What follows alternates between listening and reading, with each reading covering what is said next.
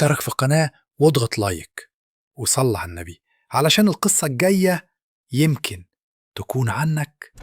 ويلا نبدأ الحكاية. أنا محمود، كنت مروح متأخر الساعة 1:30 بعد نص الليل، والشارع هادي تماما. وأنا بكلم خطيبتي دخلت شارع جانبي صغير ضلمة، بس كنت متعود أمشي فيه. لمحت قطتين تحت عمود نور مكسور، بس حجمهم كبير بشكل مش طبيعي. جسمهم غريب ورقبتهم طويلة وما كانش ليهم ضل. وقفت مكاني وقلت استني كده، أنا شايف حاجة غريبة.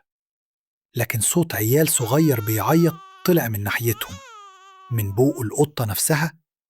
بفتح الموبايل، المكالمة اتقطعت. ببدأ أرجع خطوة، القطط حست بيا وبدأوا يتحركوا، مش بيمشوا، بيزحفوا زي التعبان. وصوت الزحف مرعب كأنه جو دماغي. جريت بسرعة، ولما طلعت للشارع الرئيسي كل حاجة اختفت.